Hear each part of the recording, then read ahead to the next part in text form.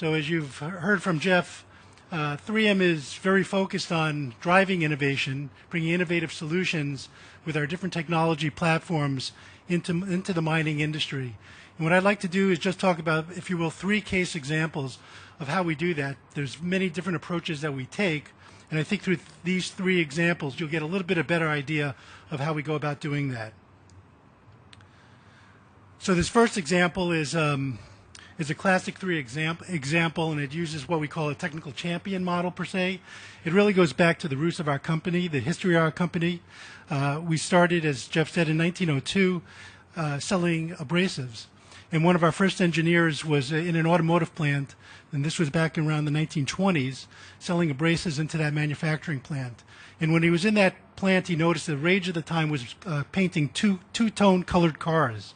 And they had very much great difficulty in painting those cars. So he was thinking about that, and we were selling abrasives.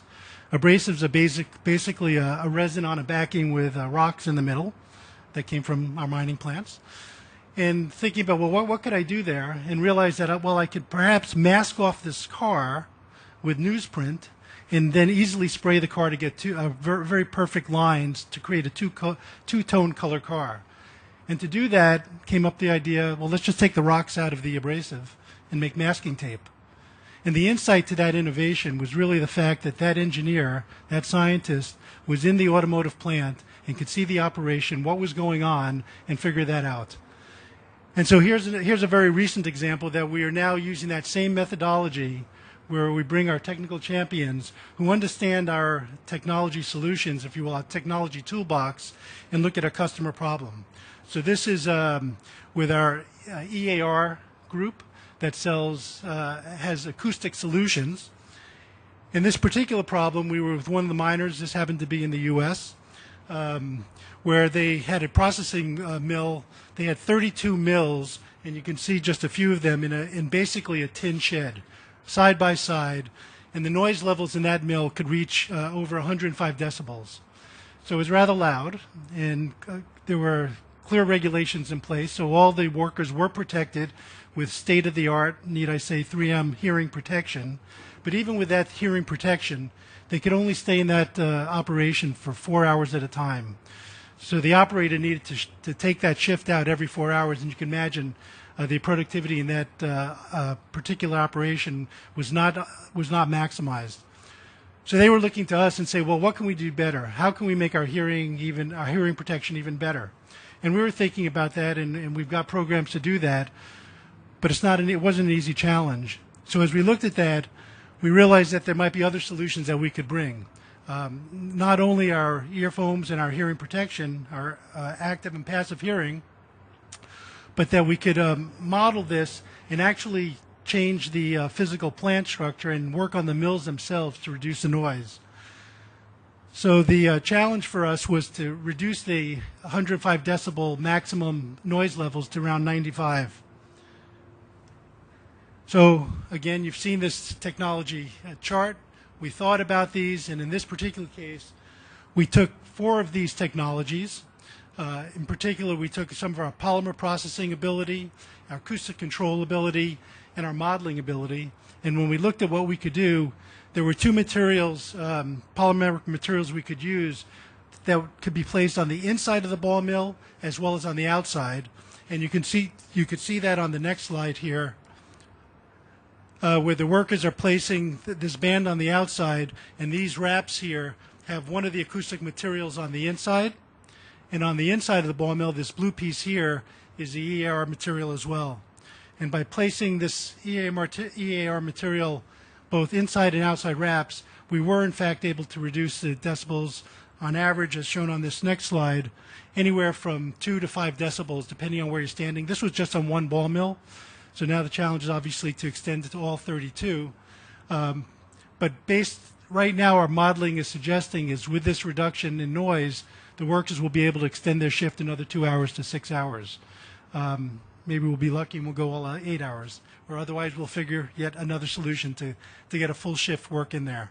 So again, a very good example where we sent one of our scientists, engineers into the site, really try to understand what the problem was and come up with a solution.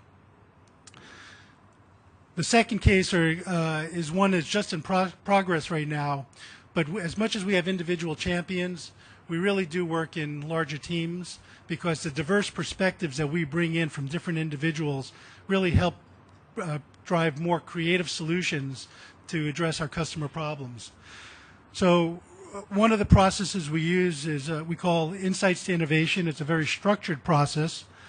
It's a team-based approach. It's insights-driven. Again, it means that we need to be at the customer site to really understand what their problems are and then how we can match our technologies to the specific problems that the customer has.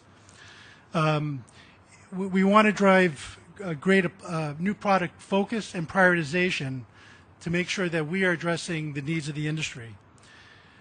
This is an example of a process that we use.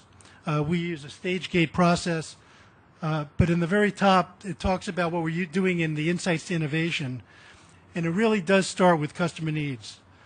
3M is a technology company. Traditionally, it's always started with the technologies and then found what we can do with those technologies, and that works sometimes, but it's much more powerful when we can identify what the customer needs and then drive those technologies to them.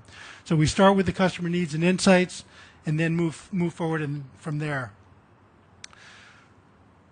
So in the case of this last example where we were looking at mine sites and really understanding what are their peculiar safety needs, 3M, as you saw from Jeff's talk, has a wide variety of products that sell into the safety area within the mining operations. But we wanted to see if we can expand that and even bring more value to the mines. So after this understand, the next phase was empathize. We call it make your heart smart. Really what that's all about is going side by side, underground, with the miners, experience the same thing that they are experiencing, and then understanding what we can do to drive even further innovation. From there, there's a very structured process where we develop opportunity areas, opportunity maps, which all lead to very focused, driven solutions. And so this is where we are right now in the mine safety program. There's at least 4 very key opportunity areas that we've identified for mine safety. Make it so we want to wear it and help ensure that everyone does. We make great safety equipment, but compliance is a real key in this industry. And so how do we make sure that the PPE that we provide is comfortable, easy to use, and miners will wear it not because they're told to, but because they want to. They understand the benefits of it. Help me communicate. These environments are very loud, very noisy, very hot. Again, there's an interrelationship here. In a very loud noise environment, a lot of times they might take off their hearing protection to communicate. So that allows them to communicate, but now they're out of compliance.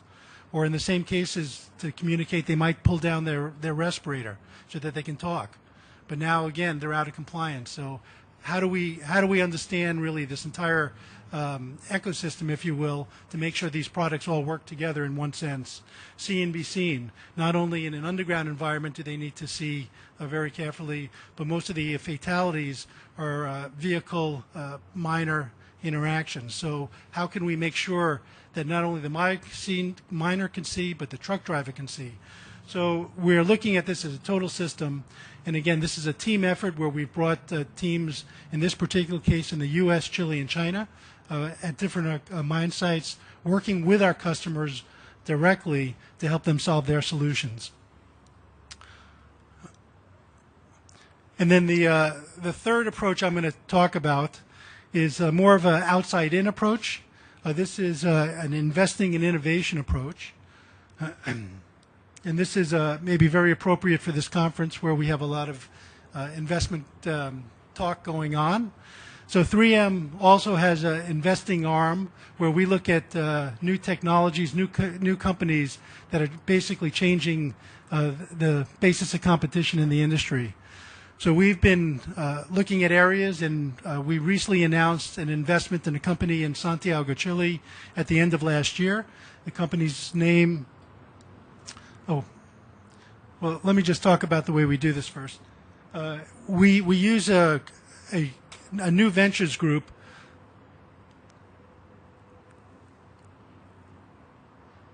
a new ventures group that's responsible for identifying some of these companies. They work with our business units to look at companies that are at the leading edge in driving productivity in mines, safety in mines, protecting assets in mines. And this particular chart shows where the new ventures is looking at. It's typically new to the market, new to the world, a longer time horizon, whereas the first two examples that I talked about were basically in this R&D and this application development. So again, there are new opportunities, step changes, but a little bit closer in. Our new ventures group does have operations around the world, particularly in North America, Europe, and Asia. And so they're looking for opportunities on all the continents there, and have a very, again, structured process to identify the best opportunities for the industry as well as for 3M. So as I mentioned, the investment we recently made was in Lixivia. This company is offering new technology that will improve the processing of copper sulfide ores. It promises to increase the copper recovery rate, shorten the cycle time, use less water and energy, which is particularly a problem for the industry, is particularly in the Antofagasta region in Chile, where this company and some of their focus is concentrated on right now. And we are working with them. We have a minority investment in this company and sharing some of our R&D capabilities with them at the same time. So in conclusion, I just mentioned that what our approach to innovation within 3M includes leveraging our technologies to address new markets, developing customer insights through direct observation, being on-site, working with our customers, working with partners to accelerate commercialization and adoption. And finally, we look both inside the company and outside the company to find the best ideas. With that, I'll have Hank Buchman come in and close it out. Thank you, Hank.